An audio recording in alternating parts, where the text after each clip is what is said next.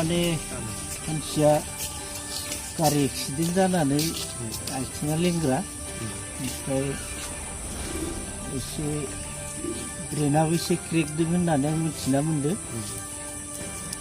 माने बखिबाय थानाय जादोंमोन बिथाङा। बेनिफ्राय आं मिथिना मोननाय बायदिबा हिनजावखौबो बुथारना गावबो थैनो होननानै बियो गोदोनायाव खासि हादार सिखाजोंबो दानदों हिनजावखौ, गावबो हाना लादोंमोन। बिदि आं फुंनि दहाय 8 बाजियाव फैना बिदि नुना मोन्दों। आरो सोंनायाव बिदिनो बुंदों माने आंबो फैगोन हिनजावखौबो बुथारगोन बिदि होननानै मिथिना मोन्दों आरो। दा आं नुफैनाया बेनो आरो। ओमफ्राय दा गथ'फोरा बिसोरना साबेसे? बिसोरना गथ'फोरा हौवासा 3 दोङो, हिनजावसा 2 दोङो आरो। 7 गथ'नि बिमामोन बिथाङा। दिनै माने दानथार जाबायखौनो होननांगोन आरो बे हौवासाया दानथारनानै दा पुलिसफोरा लांफैदों आरो। दा पुलिसनो आयेननि आखायाव गोलैबाय नालाय पुलिसनो जों होनाय जादों।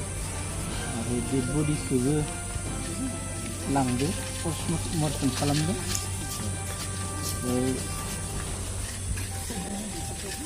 दा आरो मार्डार केस बायदि जाबाय नालाय रायजोफोराबो गिनांगौ, बेनिखायनो जों आयेननि आखायाव हगारना होनाय जादों आरो।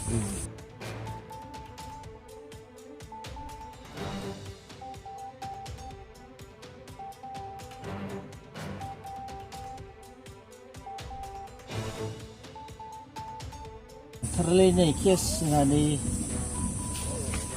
3 नं नावखाथा गामि होनो। ओमफ्राय बिजिखौ दानथारनायनि मुङा जाबाय प्रदीप दैमारि, बिफाया बिना हुदिराम दैमारि, आरो बिसिया दानथार जाग्राया नामा जाबाय अन्नमाय दैमारि। 3 नं नावखाथा गामि आरो। बेसे टाइमाव जानाय बियो? दानथारलायनाया आं मिथिना मोननाय बायदिबा फुंनि 5 बाजियाव जादोंमोन।